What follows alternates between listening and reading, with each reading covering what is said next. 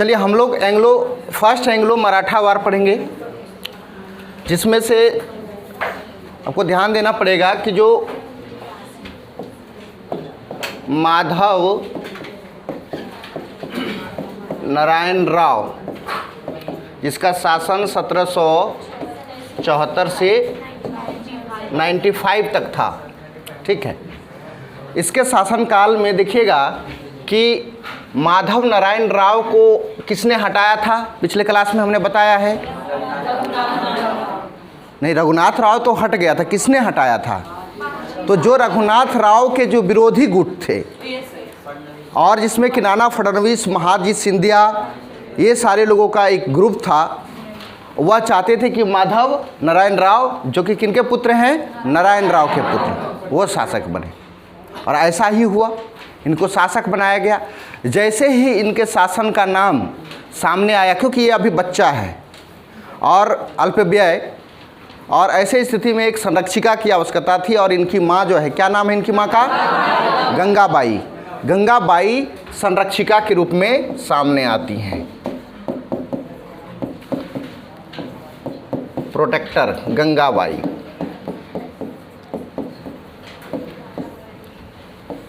और कहा जाता है कि 12 सदस्यीय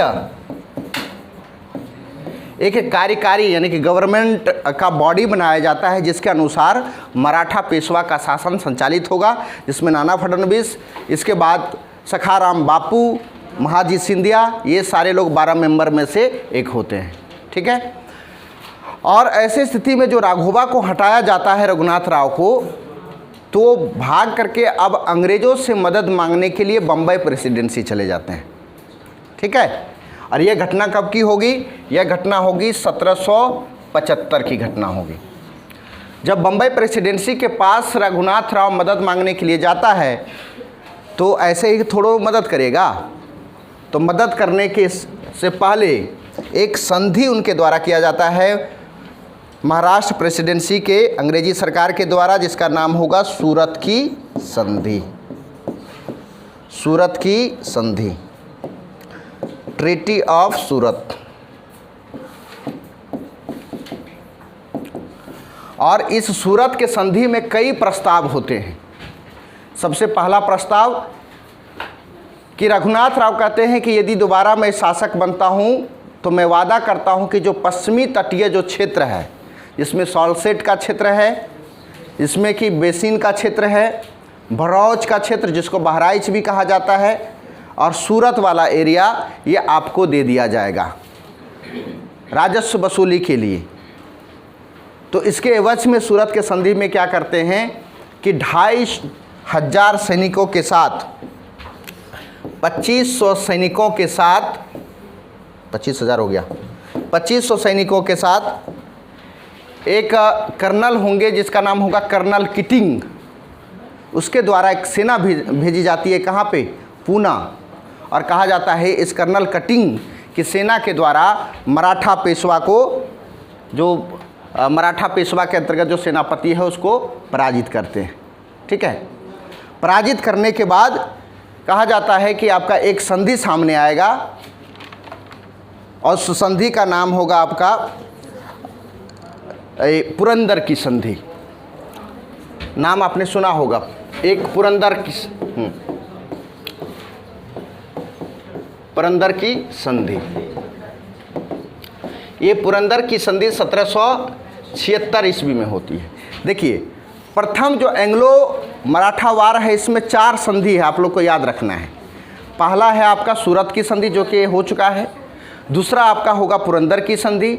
तीसरा होगा बड़गांव की संधि, ठीक है, लिख देते हैं आपका ठीक हम बता रहे हैं, तुरंत बता रहे हैं। बड़गांव की संधि, यह 1779 ईस्वी में। और लास्ट जो संधि होगा वह होगा सालाबाई की संधि।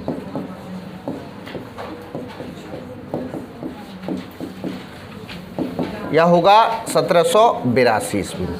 और सालाबाई की संधि के तहत ही एंग्लो फर्स्ट मराठा वार समाप्त होगा। अब देखिए इसमें पूरा कहानी क्या है। पूरा कहानी है कि जैसे कटिंग की सेना जब पहुंचते हैं कौन सा मैदान में, एक कहा जाता है आरस के मैदान में।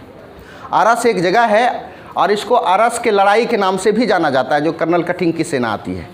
और इस लड़ाई में मराठा के जो सैनिक है वो पराजित होते हैं। पराजित होने के बाद कहा जाता है कि जैसे ही पराजित होते हैं तो नाना फडणवीस यहाँ पे एक महत्वपूर्ण भूमिका में है। नाना फडणवीस कौन है? एक रणनीतिकार है फडणवीस, जिसको कि चाणक्य की भूमिका में देखा जा रहा है।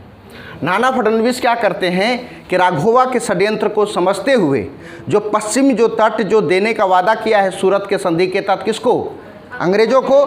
नाना फडणवीस इसको भांपते हुए ये, क्योंकि अभी शासक कौन है, ये वर्तमान में शासक कौन है जो अभी? माधव नारायण राव। और माधव नारायण के 12 सदस्यों में से नाना फडणवीस महत्वपूर्ण भूमिका में है। और सूरत के संधि किसके साथ होता है? अंग्रेजों के साथ और राघोवा के साथ। और राघोवा पश्चिमी तट किसको देता है? अंग्रेजों को। लेकिन अभी अधिकार उस पश्चिमी तट देने का ऑफिशियल अधिकार किसके पास है? माधव नारायण राव के पास। लेकिन माधव नारायण राव अभी बच्चे हैं, तो मतलब नाना फडणवीस की भूमिका काफ़ी बढ़ जाती है।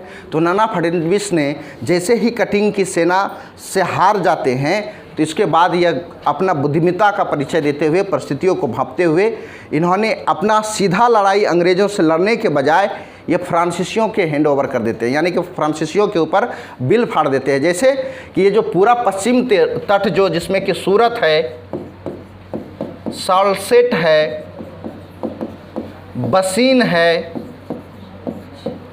इसके भड़ौच है, यह पूरा जो क्षेत्र है ये पुर्तगाली और अंग्रेज यहाँ पे पहले से है। तो इस क्षेत्र में आपको पता होगा कि 1668 में फ्रांसीसी कंपनी भी इधर आ चुका है ना, 1668 में। और ये कहानी कब की है? 100 वर्ष के बाद। तो यहाँ पे फ्रांसीसी भी एक बड़ी ताकत है। तो नाना फडणवीस ने क्या किया कि ये पश्चिमी तट जो कि राघोवा ने संधि किया था अंग्रेजों के साथ, ये पूरा क्षेत्र किसको दे दिया? फ्रांसीसियों को दे दिया। समझ में आया? फिर से बताते हैं कि सूरत के संधि के तहत राघोवा ने ये पूरा क्षेत्र किसको दिया हुआ है?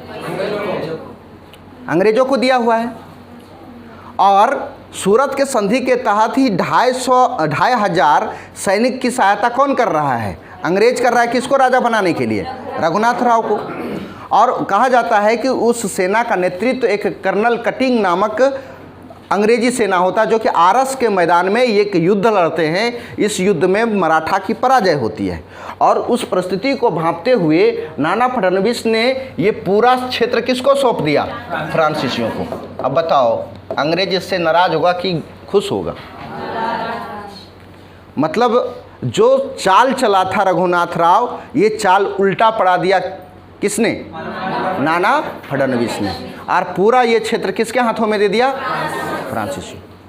अब जैसे ही ये देगा तो अंग्रेज जो है नाराज हो जाएंगे। और कहा जाता है कि यहाँ पे बंगाल के जो गवर्नर जनरल है वारेन हेस्टिंग्स, इसकी भूमिका सामने आती है। वारेन हेस्टिंग्स ने अपनी पूरी सेना जो है भेज दिया इस क्षेत्र में मराठा को पराजित करने के लिए। और जैसे ही मराठा पराजित होंगे, कहा जाता है कि आपका पुरंदर की संधि 1776 में सामने आता है।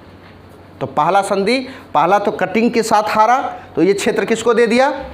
फ्रांसीसियों को, नाना फडणवीस। और फिर रिटेलिएशन में आएगा अंग्रेजी सेना और इस पर अटैक करेगा। किसके ऊपर? मराठा पेशवा के ऊपर। फ्रांसीसियों के ऊपर नहीं, ये सारा लड़ाई किसके साथ हो रहा है? मराठा के साथ। अब जैसे मराठा पर अटैक करेगा तो मराठा पेशवा यहाँ पे पराजित होंगे और फिर उसके साथ कौन सा संधि करेंगे? पुरंदर की संधि। ठीक है। अब देखिए, पुरंदर की संधि होने के बाद, पुरंदर की संधि अंग्रेज तो करते हैं, लेकिन अंग्रेज इस संधि से बहुत ज़्यादा खुश नहीं हैं। वो और चाहते हैं, महत्वाकांक्षा बहुत बढ़ा पड़ा है। और कहा जाता है पुरंदर की संधि के बाद भी फिर से अंग्रेज अब इस बार जो है ये आपका बम्बई का जो फौज है वहाँ पे आक्रमण कर देते हैं। और कहा जाता है इस आक्रमण में महाजीत सिंधिया एक महत्वपूर्ण पेशवा हैं। महाजीत सिंधिया जो कि एक सेनापति हैं, उनके द्वारा अंग्रेजी सेना को हराया जाता है। इस बार जोरदार तरीके से अंग्रेजी सेना को हराया जाएगा। देखिए अब फिर सीक्वेंस बताते हैं। पहला जो आक्रमण होगा कर्नल कटिंग का,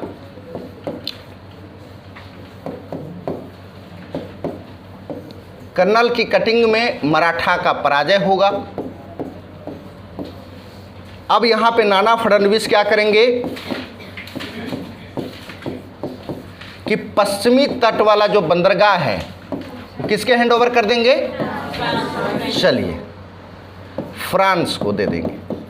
उधर से फिर से अंग्रेजी आक्रमण होगा और अंग्रेजी आक्रमण में मराठा फिर से पराजित होंगे और कहा जाता है इस अंग्रेजी आक्रमण में वारेन हेस्टिंग्स जो कि बंगाल के गवर्नर हैं उनका नेतृत्व सामने आता है और फिर ये मराठा को पराजित करते हैं और इसके बाद फिर पुरंदर की संधि आएगी। पुरंदर की संधि, जैसे ही यह पुरंदर की संधि अंग्रेजों बंगाल के गवर्नर के द्वारा किया जाता है तो बम्बई के जो गवर्नर है वो नाखुश हो जाते हैं, फिर से अपनी सेना भेजते हैं। अब जब इस बार सेना वो भेजेंगे तो इस बार महाजी सिंधिया की सेना,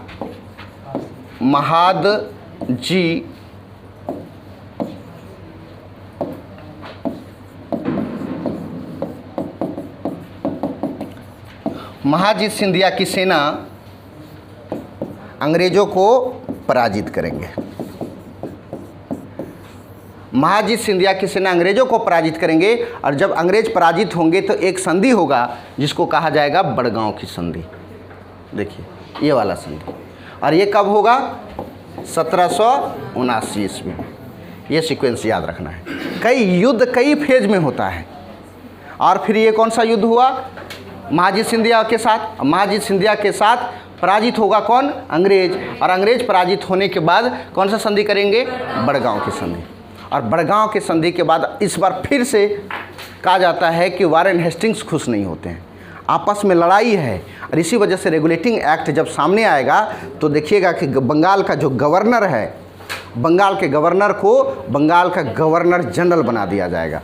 इस तरह के सामने लड़ाई सामने आएगी, यानी कि बंगाल के जो गवर्नर है वो युद्ध की घोषणा करेगा तो बम्बई के गवर्नर शांति की घोषणा कर देगा। जब बम्बई के गवर्नर युद्ध की घोषणा करेगा तो बंगाल के गवर्नर शांति, मतलब आपस में ही ईस्ट इंडिया कंपनी के जो गवर्नर हैं उसके बीच में मतलब एक सही तरीके से कोऑर्डिनेशन नहीं होता है और आपस में ही विरोध का स्थिति दिखाई पड़ता है। ये सारी चीज़ पहले से चल रहा है। लेकिन यहाँ पे देखिएगा आंग्ल मराठा जो युद्ध है 1775 से ही स्टार्ट हो चुका है और इसका मुख्य रीज़न क्या है कि रघुनाथ राव के द्वारा वह सूरत की संधि किसके साथ करता है, जाके अंग्रेजों के साथ। अब बड़गांव की संधि तक आ गए, ठीक है। बड़गांव की संधि का उल्लंघन करते हैं वारेन हेस्टिंग्स की सेना। कहा जाता है कि वारेन हेस्टिंग्स की जो सेना है वह इसके बाद फिर आक्रमण करेंगे। दो इसके बड़े बड़े सेनापति होंगे, एक का नाम होगा गोडार्ड। गोडार्ड जो है पूना पर अपना पूरा सेना भेज देते हैं और पूना को अपने कब्जे में ले लेते हैं। और पूना को अपने कब्जे में लेने के बाद और कहा जाता है कि लास्टली फाइनली आपका जो संधि होगा 1882 ईस्वी वाला, 1782 वाला, वो सालाबाई की संधि। और सालाबाई की संधि के तहत प्रथम आंग्ल मराठा युद्ध की समाप्ति होती है, ठीक है। इसमें कई युद्ध लड़े जाते हैं। पहला जो आपका युद्ध है आरस की लड़ाई, वो किसके बीच में हुआ था, कर्नल कटिंग और मराठा पेशवा, पहला। और दूसरा जो महाजी सिंधिया के साथ जो युद्ध होगा, जो कि बड़गांव वाला जो अभी संधि आपने देखा था, वह एक आरस नामक तेलगांव नामक स्थान में एक युद्ध होगा। आरस का युद्ध किसके साथ, फिर से कर लीजिए recall, Colonel Keating, Maratha Peshwa. दूसरा जो महाजी सिंधिया जो पराजित करेंगे तो वो कौन सा मैदान में होगा, तो एक तेलगांव में। इसके बाद गोडार्ड की सेना जब आएंगे, गोडार्ड की सेना फाइनली पूना पर अधिकार कर लेंगे और इस युद्ध को कहा जाता है सिप्री का युद्ध। सिप्री के मैदान में युद्ध होता है। तो 3 युद्ध और 4 संधि प्रथम आंग्ल मराठा युद्ध में देखने को मिलता है। 4 संधि में से आप एक एक करके संधि ही याद रखना है, इसमें महत्वपूर्ण यही है। पहला संधि कौन सा है, 1775 में सूरत की संधि, दूसरा 76 में पुरंदर की संधि, तीसरा बड़गांव की संधि, और लास्ट फाइनल जब इसका समाप्त होगा। चलिए 3 युद्ध बताएंगे। पहला जो कर्नल कटिंग का जो सेना है मराठा के साथ युद्ध लड़ेगा तो कौन सा मैदान में? आरस के मैदान में। महाजी सिंधिया के साथ जो लड़ाई होगी वो तेलगांव के मैदान में। और लास्ट फाइनल जो सलाबाई की संधि जो होगा, गोडार्ड की सेना जब यहाँ पे पराजित करेंगे, वह सिपरी की लड़ाई होगा। तो ये 3 जो लड़ाई है और 4 संधि, ये प्रथम आंग्ल मराठा का महत्वपूर्ण